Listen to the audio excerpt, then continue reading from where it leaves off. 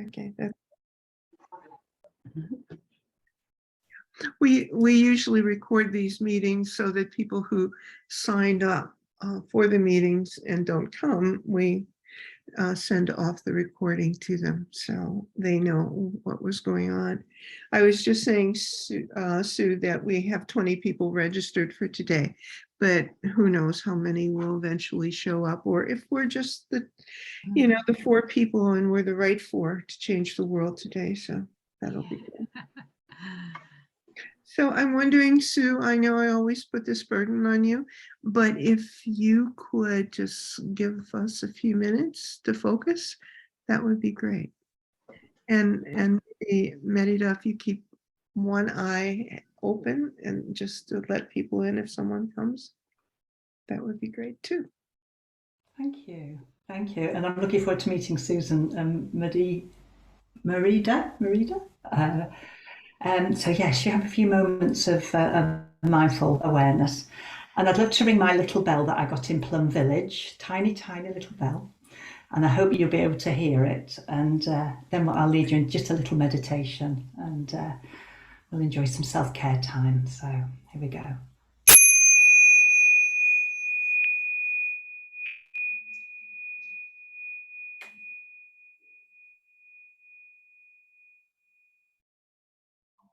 So if we close our eyes to bring us into the inner world, and we take our attention to our breath, and simply notice where we're feeling the breath in the body. Maybe the nose, the mouth, the heart space, or even the belly. With compassion and deep kindness, welcome the breath, the natural breath.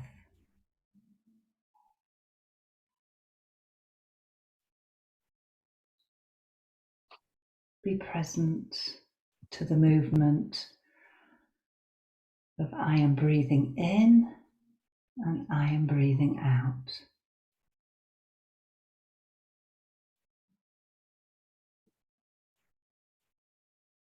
Maybe use that as a mantra.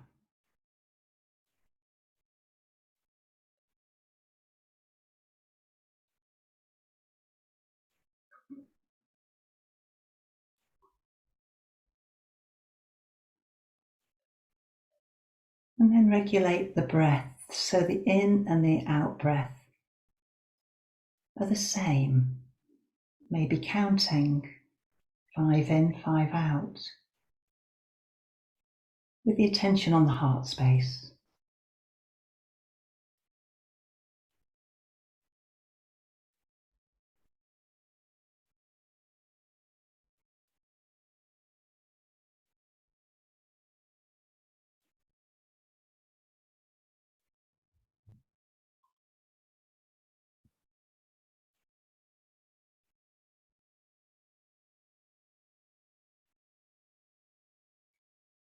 And letting the count drop in this place, in the heart space. Set an intention for yourself. Maybe asking silently, what is my heart's desire?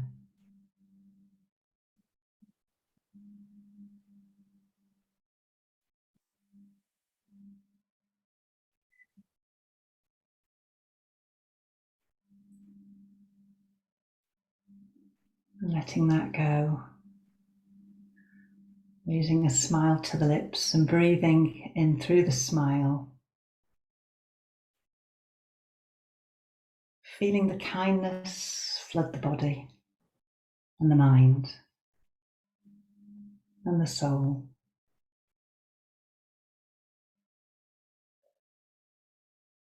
And then simply resting in awareness for a moment or two, and I'll ring the bell in a moment.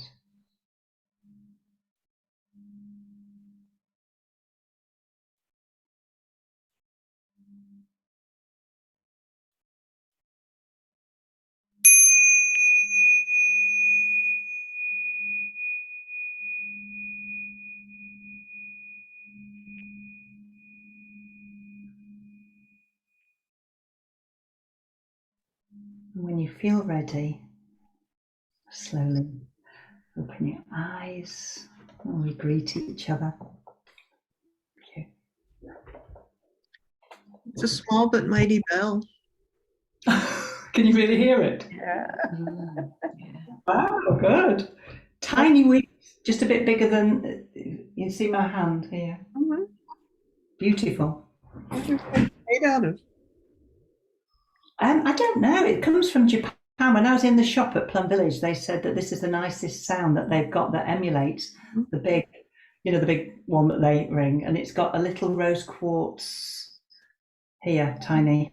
So I can take it on holidays. Stick it in your pocket. Yes. So, the purpose of these meetings, Susan, is that we just come together from a regional area in the world and just find out what's going on with the individual, and maybe if they belong or are part of another group, how that's doing, how the charter might be helpful. And we take advantage of these groups to introduce people to our map of co-creators so that people can find one another beyond the kinds of gatherings that the charter does. So hopefully today we'll be able to put you on the map, and as we meet people, to introduce them to one another through the map. And that's what, when you joined us, Susan, that's what I was talking to Sue about.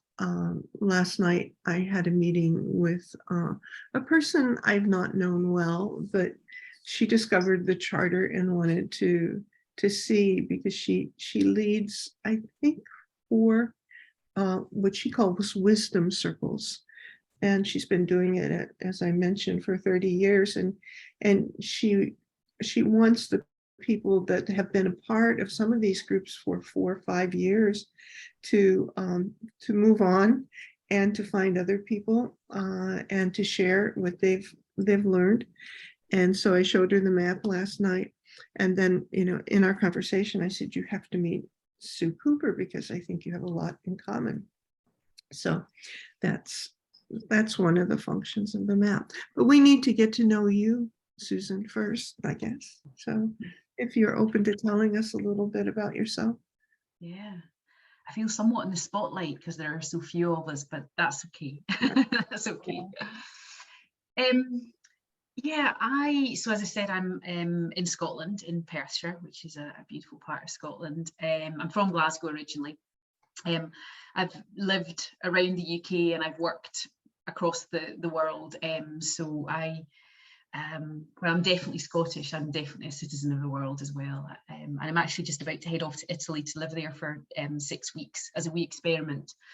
So connecting with people around the world is definitely something I enjoy and have done for many years. I guess what do I do? I prefer to kind of talk about who I be in the world, and I work for myself, so kind of what I do that people pay me for in terms of work and who I am in the world, kind of the lines are blurred. But in essence, I'm a coach. So to give myself a label that kind of makes it easier for people to go, okay, I kind of get that, is I'm a mindset coach. I'm a mindfulness teacher as well, self-compassion teacher. So I've been working for myself for about 16 years, having worked in the corporate world for a long time in learning and development, and even 16 years ago getting disillusioned with just the state of the corporate world, and just, I don't know, I just felt it wasn't the space for me to be in. So since then, my path has kind of led me towards mindfulness, compassion. I still work in businesses, in corporate organizations and small businesses. I also do one-to-one coaching. And I guess it's really, for me, everything comes down to how we can feel more connected and be less separate from each other in lots of senses of that word, or those words. So as I say, I do one-to-one work, I do small group work. since March 2020, everything has been online. I've done a couple of things in person again. Most of my work used to be in person. It's pretty much all online now, hence the desire to go and travel a little bit, and I can kind of work from anywhere as long as I've got a Wi-Fi connection. And yeah, and I guess I live here in Scotland with my husband Dan. We spend a lot of time in the mountains of Scotland, so for me being in nature is when I feel most connected. So yeah, that's I guess a bit about me. And it might be worth just, I feel like it's worth expressing that I can't really remember how I came across the Charter for Compassion, but I know that I'm on the mailing list and I get emails, and I've never come on any of the calls before, and for some reason today it felt like was the time to do it. So I had no idea what I was coming to, but I was curious, or am curious. Okay, So good. there you go. Okay, no, that sounds great. We have usually a few regulars who are on the call who aren't here today, but I hope you come back so that you can meet more and more of the group. Merida, you've been pointed out by Sue Cooper, who maybe doesn't really know you. So But we have met before, Sue, at some point probably in EBNet, all right. I think. But anyway, I'm Merida McCarthy. I'm originally British as well, born in Leeds and then moved around the world, Nigeria, Spain, and now I'm living in Mexico. I'm program coordinator for Charter for Compassion now. And I was working here in Monterrey before that with Encuentro Mundial de Valores, who introduced me to Charter for Compassion in 2016, more or less. So I've been collaborating with Charter and with Encuentro, especially coordinating the rollout of socio-emotional programs like CAT, Think Equal. So now I'm here with Charter to do that with the rest of the world. Coordinate a few more programs, I hope. Great. Hello, Jess. Welcome. We're just kind of giving a little reflection on who we are. And you've just now missed us, Susan and Merida, but I'm sure they can give a short recap. And then there's Sue Cooper. So Sue, do you want to? Yes, thank you. I hope I'm fairly stable at the moment, internet that is. Yeah, it's lovely to be here, thank you. I'm based in Nottingham in England, and I've been passionate about Charter for Compassion since I was introduced, I think probably a couple of years ago now. And I've been fortunate enough to meet a few people from Charter in person. So I am, my background is nursing and also Ayurveda, the ancient healing tradition. So I'm qualified in both those, and also meditation and mindfulness. And weaving all that together is about, for me, it's about building compassionate communities, local, national and global, and then bringing in the healing aspect of this through the integrative health model, the prevention model, or I prefer to call it self-care. So over the years, it's evolved. I've got, I work in service to humankind. So I've got MOM, Moments of Mass Mindfulness, and also Self-Care World, two websites. That Self-Care World is down at the moment as we reconfigure it. But what's evolved over the last probably 5 years is my passion for children and for conscious parenting and for community development that supports the child, supports the parents, supports the school. Because I strongly believe that the children are already wired for the change. and they are being labelled and medicated, and if only we could hear their voices, which we've been doing here, and Charter have been involved in some of this, the Youth Voice in Action, and we educate the children, we educate the parents, and show them that there is a way that we can all come together in peace and love, and compassion is at the heart of it. Thank you, sir. Welcome, Ruth. If you could just, there you go. We were only seeing the top of your head, but now we get to see the whole person here. We've just been taking a few moments to introduce ourselves because a couple people are new here. So it's great to see new faces and hear new stories. So I'm wondering, Jess, you've been on a little longer than Ruth. Maybe you could go next. Sure. I'm Jess O'Brien. I'm from Montessori Group. I'm partnerships manager there.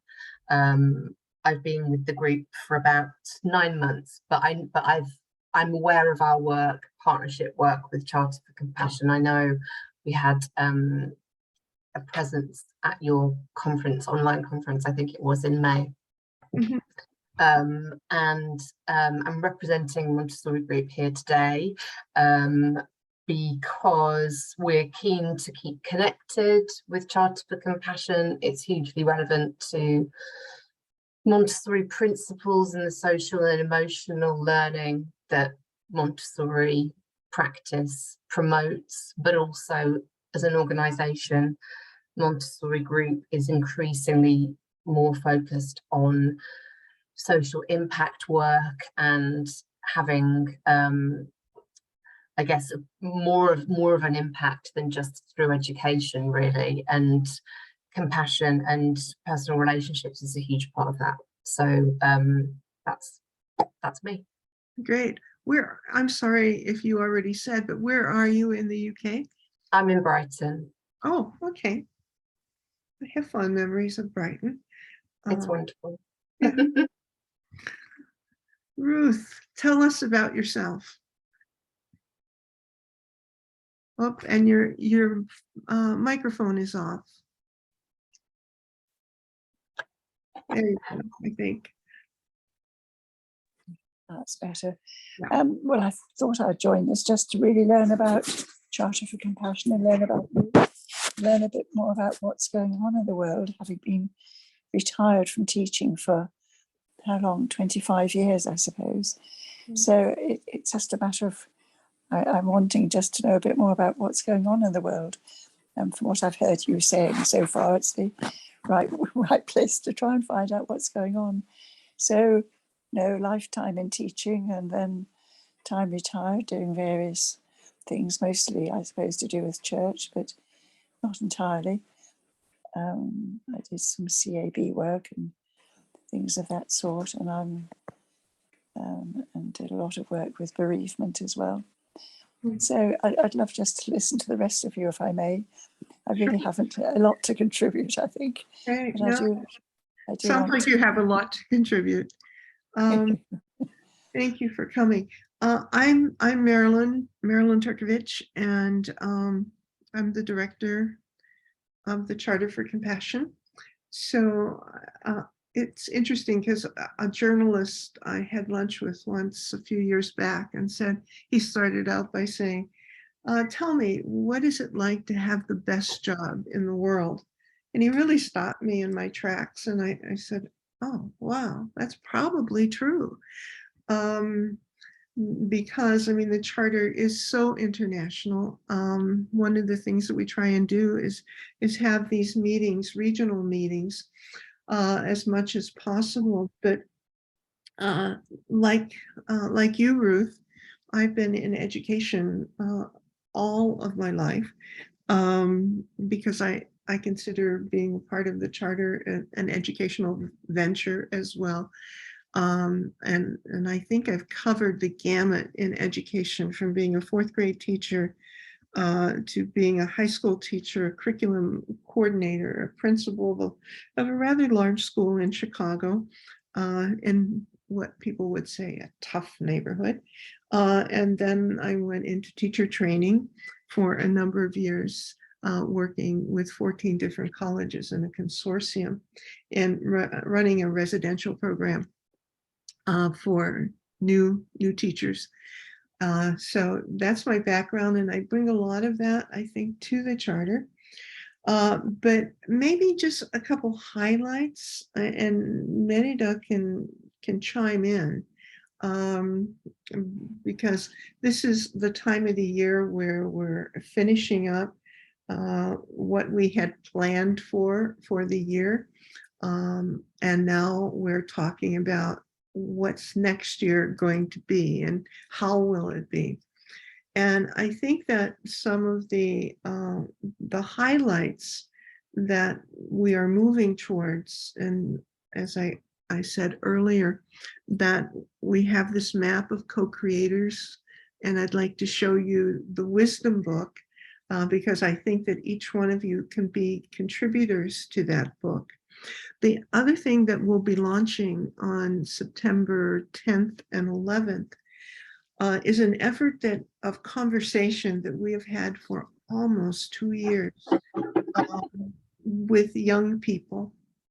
And we're going to have something that I've never experienced online.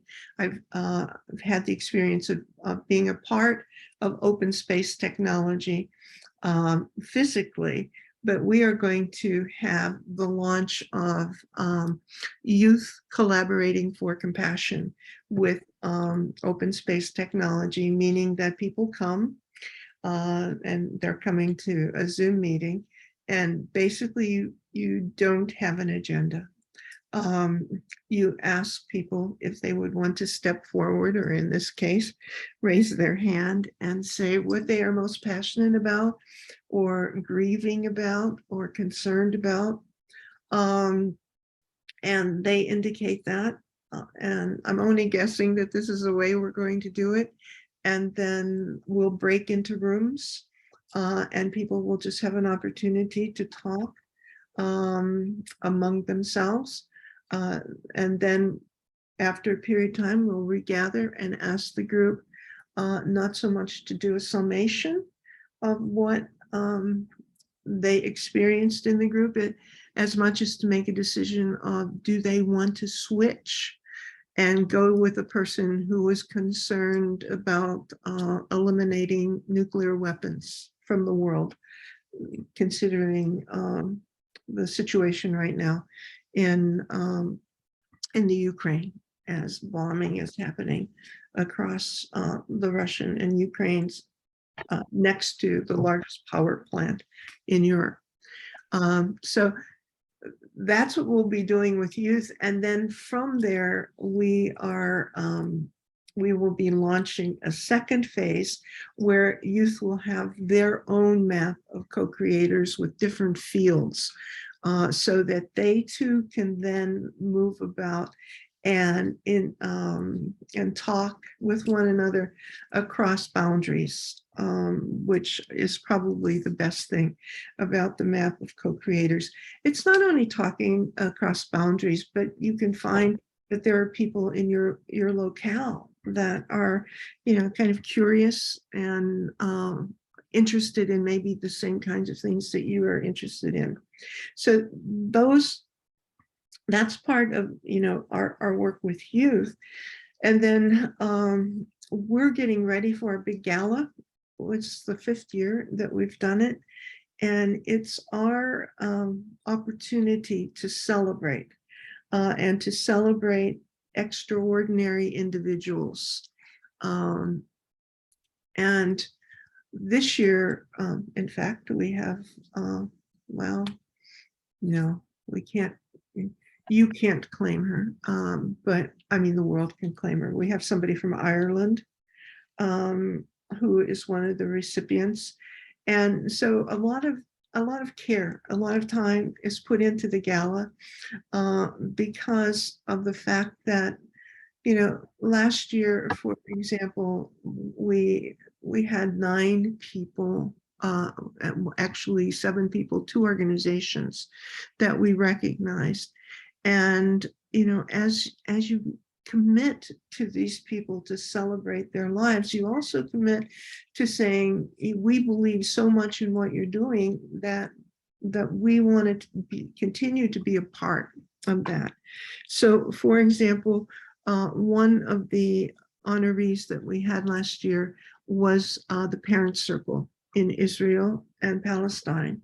And this is a group that came together because of the death of their children. And they have been working together to bring, obviously, peace to the Middle East. And so we're committed to that group in every way that we possibly can be, to help them continue their work. And we have done that by having a global read with Colin McCann with his book, A Paragon, which actually talks about the Parent Circle, the two people who were contributors to that Parent Circle. We have shared webinars with them. So, as I said, we're now preparing for the gala, and the gala has a lot of music to it. So it's also, trying to find musicians who can get excited about the celebration, who have songs that support the individual that we're honoring. So that's a big deal for us. It's also our big fundraiser for the year, but we want to make it more than a fundraiser. We want to make it a teaching experience, a joyful experience, because, we all know that there's so much suffering in the world. So, what's going on with the charter is it would take too much time to talk about it, because we have 12 books that we look at for our global read. Once a month, we have the book, get an opportunity to meet with the author and to discuss. And I'll just give you an example. This month, time does fly, but it also goes slow. But we had the book on forgiveness by Marina Cantacuzino, who is the founder of the Forgiveness Project in London. And her co-author, excuse me, is an Afghani psychologist, Macy Noor. And the exchange was so good that people asked, can we continue this as a conversation? So we will. We'll continue it on September 21st, and we're making it a little longer so people can really, ask the kinds of questions that they had about forgiveness. And by the way, in that book, this is how the world is so interconnected.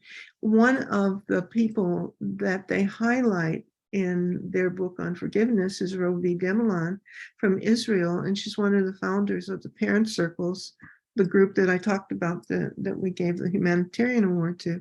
And so it's just, it's amazing how things happen. And in these little meetings that we had, Merida and I had a meeting with people in Arkansas. We're also trying to do some state work in the United States. And there was a woman there, a Guatemalan woman, and, I was part of a group called Women for Guatemala. And, when she said she was from Guatemala, I said, geez, I had my computer was hacked, the most serious hack that you can imagine. I was sitting here and it blew up in my face, literally, just all the cracks, and it was just amazing. I had 27 attempts at hacking in a short period of time. My guess is that it happened because we put up on our website an update on the Ukraine, and it happened right after that. But so I lost the address of Rigoberta Menchú, who I had worked with, and I don't know if people know her, but she's the individual a native person in Guatemala who helped to promote the United Nations Declaration for Indigenous People. And this woman said, I know her, and I brought her to Arkansas recently. And so it's just amazing when you have these conversations, the kinds of connections that happen. So I think we try and put a lot of what we're doing into the newsletter, and we try and put it 3 weeks in advance, and so that people can plan to participate in the kinds of things that we do. But a major part of the Charter for Compassion is on the groundwork. And Mary Catherine just joined us, and Mary Catherine's in Edinburgh, and so she's on the ground trying to pull together people to talk about making compassionate Edinburgh. Merida talked to you about what was happening a little bit in Monterrey, Mexico, but in the state of Nuevo León in Mexico, I think there's 18 compassionate communities. And so it's, there's a lot of on the ground footwork of meeting and trying to decide what is it that we need to work on in our community to make it a compassionate community. So, Mary Catherine, we introduced ourselves, and you missed it. Am I late? For some reason, I thought it was starting on the half hour. Did I get that wrong? Mhm. Oh, I'm sorry. But you're the only one who did. So now do you feel bad? Yeah. Well, no, I've been practicing my grounding and Good. resourcing and all that. Well, if I you, apologize, though. I could have been here earlier, so no, it's no problem. But if Yeah. you just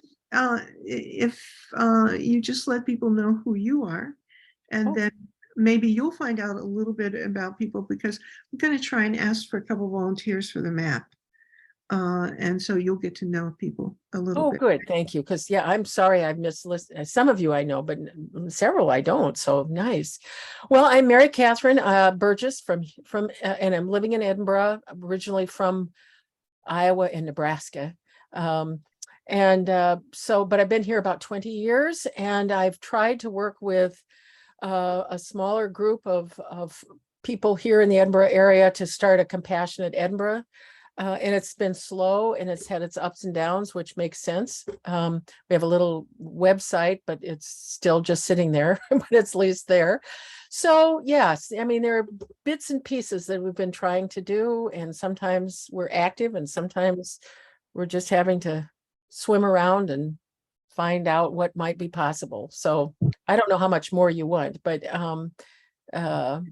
what's involved in the introductions, or what you want to know if you want any more. But so I don't want to. No, I think you did a fine job. And so I think, one of the things that happens if you're involved in a compassionate city, it takes like 3 to 5 years for something to happen. One of our, I think, probably most involved compassionate cities, San Antonio, Texas, took 10 years to pull together. And then once it pulled together, ironically, a position for compassion was brought into play in city council. And I mean, there's so much that happens, I think, through the whole interplay of doing that. Mary Catherine, yeah. I would like to add that I know that both Magdalene and Heather are not on this, and Heather Magdalene had said she couldn't make it. Heather sent me a message this morning. She's from down in Portsmouth, that she would try, but she was out someplace where the internet was not good. So anyway, if she makes it in, great, or if she tried, fine. But she sent her best wishes to all of you. So Great. I think she's in her little caravan going around. Yeah. yes, Yeah. having a good time, I hope. Yeah, I hope so too. Okay, so let me share with you the two things that I had talked about. And the one is this, what we call the map of co-creators. And Mary Catherine, and probably, I'm sure, Sue, you're on this map as well. But it continues to grow, and what you see here are people like yourselves who have a passion for something, And when you move the map, the little pinpoints go away. But I just wanted to show you how it is populated. Already we've been doing this for a month. In terms of the general public, we did a long time of testing to make certain that the map was secure. And so what I would love to do is to say, is there a volunteer amongst yourself that we can put up on the map so that when we register you, what happens is that when you accept the registration, your pinpoint appears on the map. And so you're going to have to help me, Merida, because now that I have the map up, I can't see the people. But is there someone who's willing to get their name up here? Nobody's lifting their hand up. No, I can't believe it. Are you talking about those who have not signed up? Yes, I'm talking about the people who are not on the map. Okay. I don't want to put anyone on the spot, but I guess I'm curious what, I mean, I can use my logic to work out what the map is used for. I guess I probably would be happy to. I'm just wondering from people who are already on it, what they're finding. Are people contacting you? I would quite like to know kind of what the implications of being on the map might be.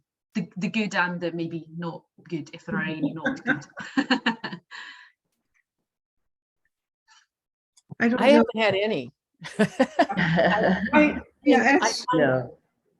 But that doesn't mean it couldn't happen.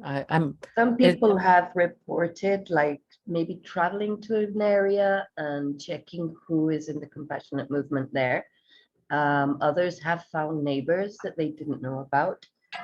And they do get in touch and they start connecting for sometimes just to say, hi, I'm here, I'm doing the same as you are. How about continuing this chat and seeing where it goes? So it's as simple as that, really.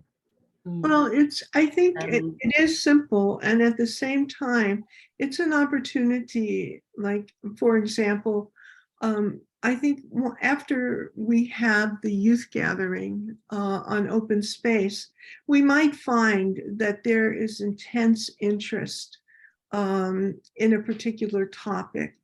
And so what we can do is go to the map, and I'll show you how this is done by filtering.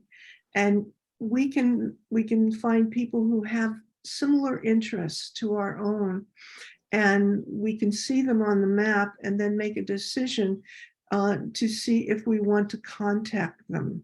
And as Merida has said, we have been in a couple meetings where people have said, I found someone who has the same interests that I have, and it's been lovely making a contact with them. So the purpose, I think we're not really going to see a lot of interaction until we get more people on the map. We have just about 300 now. And as I said, I think we've been doing this for 5 weeks. And the idea is to find people who have the same kind of passion and interests that you have. So that as you look at the primary area of interest, we're asking you to select only one. So that if, for example, you're interested in social or restorative justice, you can just click on that and see, what does that really mean? Or if you are involved in a compassionate venture and you're looking for resources, or if, like Sue, you're in healthcare as well as mindfulness, then you could click on healthy living. So that the idea is that people locally, nationally, and globally would be able to connect with one another. So I can show the filter, which might be helpful. So I can say, I do have this drive right now in me, which is dealing with, kind of anti-nuclear proliferation. And so I want to find people who might have a similar interest. So I'm going to check that, and I'm going to just click on that. And so I can see that there are, just about a dozen or so people that have that same interest that I have. And so I can take a look at who those people might be. So here's someone, that's Ola in Sweden. Many of us know him. Created the map.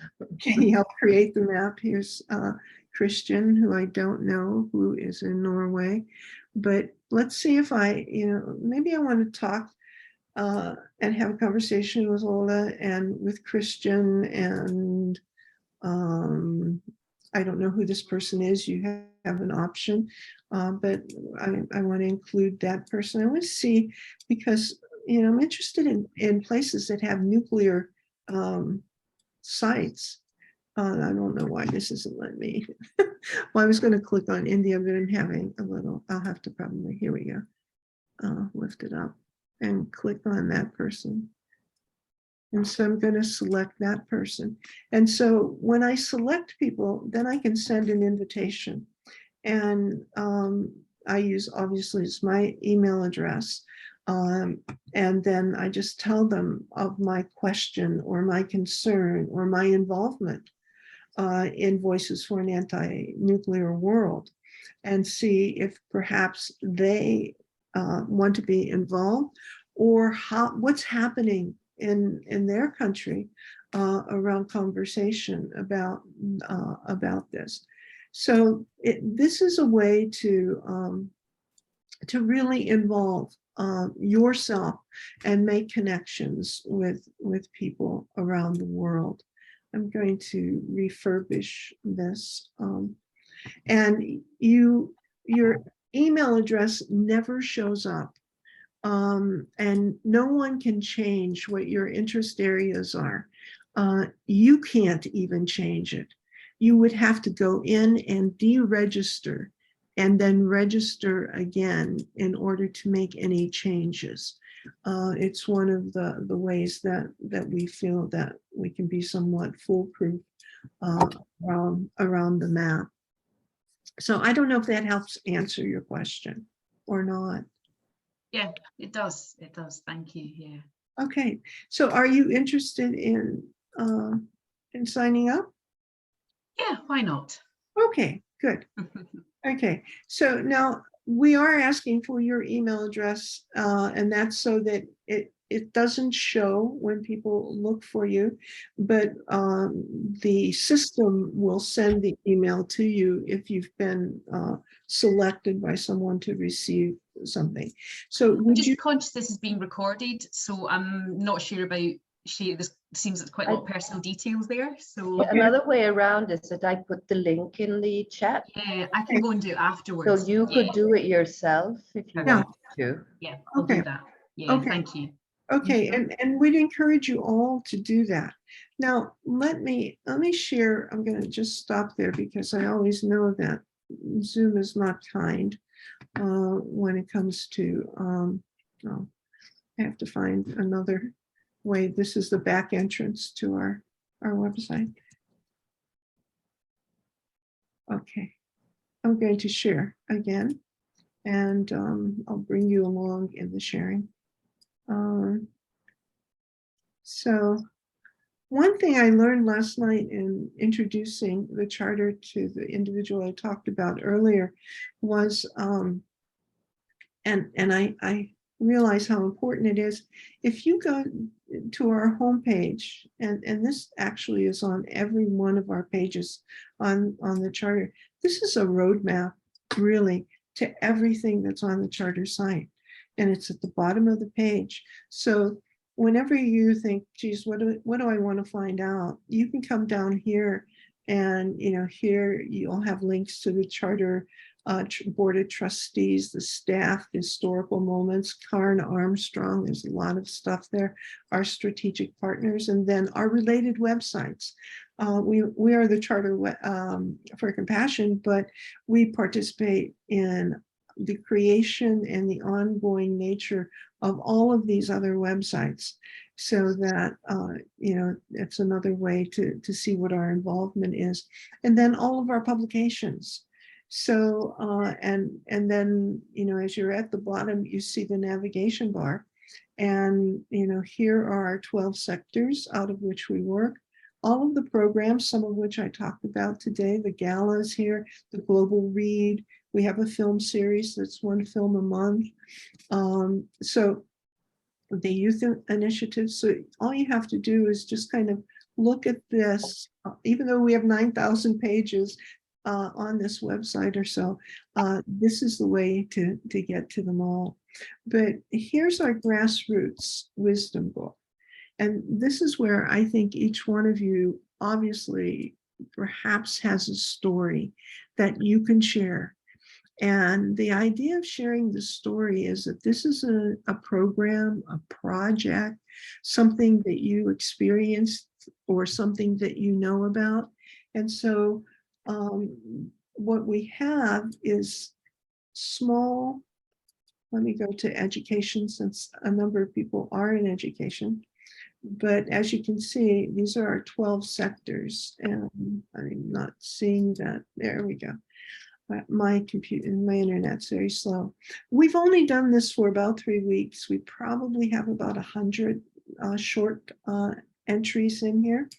And so, the idea here is replication. So there's page 1 here is Anytown Las Vegas. And this is a program that Compassionate Las Vegas supports.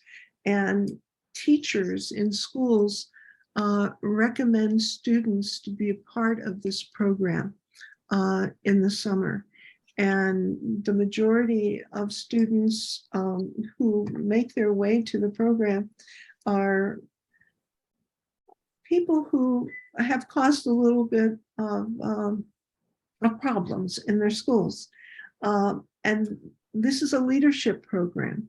And so over the last number of years, 4,000 students have been a part of the program.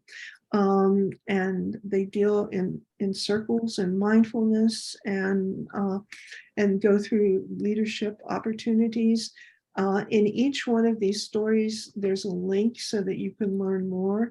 And through the wisdom book, through the map of co-creators, hopefully you will be able to talk personally to these people. The second entry that we have into this chapter of the book is Random Acts of Kindness, another program. Sue, on page 3, I'm gonna let you talk about Positively Empowered Kids. This is a program in Nottingham. Well, thank you. I didn't even know this was here. This is fabulous. So thanks for guiding us. Yeah, Positively Empowered Kids is it was founded by Jackie Wilson and Claire Clements in Nottingham, and they met when we held a mass meditation event in the centre of Nottingham in 2017. And I'm now a voluntary non-exec director, and they are very empowered women. And they have run many different programs in Nottingham, and also have got a national network as well. Of their 5 main areas are play and love and empowerment. And I've got the other 2 off the top of my head. And we're about to put together a festival in the centre of Nottingham at the racecourse. To actually showcase what is going on in our community to empower the children. We're doing an empowered cakewalk, superhero cakewalk, but we're also the people who are providing services through health, through education, through restorative justice, etc., and will be present on the day. So we find each other. Yeah, so we're still very, very young, very new, but absolutely full of passion. And yeah, so I'm thrilled that I will be telling them about this when I speak to them later. Yeah, And so, I'm just going to go back because, just so that you can see. So then each one of the 12 sectors, what we're trying to do is gather these, very short scenarios. And like, for example, I can go through these real quickly. This is under the arts. Shades of Compassion is an art exhibit that you can have in your community. The Compassion Symphony is, it was premiered at the Sydney Opera House, and one of the composers of the symphony is this incredible person, Lior, and he has taken the whole symphony and brought it down into a small chamber, and with one lead singer like himself. And our wish, our hope, is that this Compassion Symphony will be eventually played all over the world, and it does have its own life, and so it has made itself known in, like, obviously Australia, Tasmania, the United States, and so we just put it here so that people can see, my gosh, and they can hear it because it's linked to YouTube. Our collaboration with Envision Kindness, which is really a photography contest that has been going on for a number of years with some monetary prizes to it. And so that if there's an organization, or if you know of people who of all ages who are interested in photography, this and related to empathy and kindness, this is a place to replicate that. Museum in a Box is a wonderful program, and I first encountered it in India. I was in a village, and I was with some of the kids, and they said, "Do you want to see our museum?" And I was like, okay. I had no idea, what they were going to do. And they brought out a little box and started to bring out the items to show what they thought were important to have in their museum, so that, any organization, any school, even a family could have a museum. It's just a wonderful thing. So these are, they're things that are actually happening around the world. They're the good stories that we don't hear. And so what we're trying to do is to link the Wisdom Book to the Map of Co-Creators so that people can find one another easily and have conversations with one another. Our hope, I'm ambitious. I hope that we'll have a couple thousand people by the end of the year on the Map of Co-Creators, and hopefully we'll have a couple hundred stories in the Wisdom Book. And so, as you think about different organizations or things in which you have been involved, that, like, for example, the Charter has been involved in a Compassion Education Summit in Jordan for 4 years, and where we bring students from 15 countries, 7 schools, no, 7 countries, 15 schools. We bring them together, and they come together and they create action plans for their schools and their schools community. They must come, they must be chosen to come from their school. Parents, a couple parents need to come, an administrator needs to come, and an educator. So it's between 200 and 300 people. And that education summit could be tweaked. It could be done in any village, any town, any city in the world. The format is there, you can change it, but this is an opportunity for people to collaborate with one another. So yeah, I think that's the main, one of the treasures of this Grassroots Wisdom Book is the possibility of replicating any of those stories anywhere in the world. They're so easy, so inspiring, and they are there, as Marilyn says, to make your own. So I would encourage you to take a good look through that. The other thing I was going to say is that the map is yours. I mean, we want to give it to the world. And so any organization wants to take it, put their own branding on it. You know, it just all comes back to one major map, but you could use it as your own. So in your own business and a compassionate city within another organization. So, Could I, you know, when you asked and nobody about using the map and nobody had said anything, so I started, and then somebody else did. I think Merida. When I said nobody had contacted me, I hadn't contacted anybody else, but it's only been 2 weeks. yeah, I know. So I want to say that I'm looking forward to it. And I've just had a lot of other things going on, but I'm hopeful. I'm really looking forward to it. So when I said nobody, just keep that in mind. It's only been a couple of weeks, so it's not a problem. Right, I know. What I'll say is, before I came on this call and I was looking at the website and I saw the map and I saw, maybe because I'm in Scotland, and I was looking, I was like, oh, there's somebody in Scotland. So I Yeah. have already used the map even Oh, before this right. call. So there you go. Where are you in Scotland? I'm in Crieff in Perthshire. Oh, all right. Okay. So we should connect. Yes, that sounds good. Mhm. Yeah, there's all kinds of reasons to go to Edinburgh, but as Mary Catherine knows, my one reason, besides visiting wonderful people and seeing things, is that little Scotch shop right there, leading up to the castle. Well, you haven't been to Crieff. I haven't either, but I've heard it's gorgeous. It's wonderful. So I And haven't. if you like whiskey, we've got Scotland's oldest working distillery in the town. So Yeah. you can come and sample from where it's made. And what is it? What is It's it? Glen Turret. I don't know, Winter. Yeah.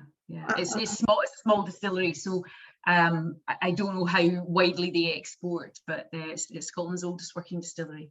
Well, see, that's why I like that little shop. You could go in and buy little bottles. So, okay, I'm writing it down. I'm sorry. I realize I've just looked at my book, Yeah. and I did have between 3 and 4, but I was thinking EdNet Forum 3:30 to 5. So I really thought- That's on another day. I know. Well, thank you all for coming, because the time is up. Mary Catherine, did you want to say something else? Just Ruth and Keith, where are you from? Whoops, your Microphone. Your mic. No, we're in Berkhamsted in Hertfordshire.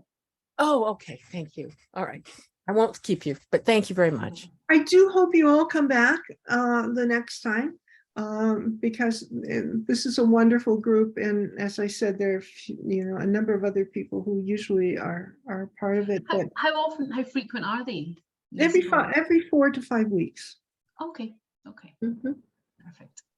Okay, everyone, thank Thank you. you. so Thank you. much. Thank you. Take care. Thank you. Thank you. Bye. Thank you. Have a great Bye. evening. Bye.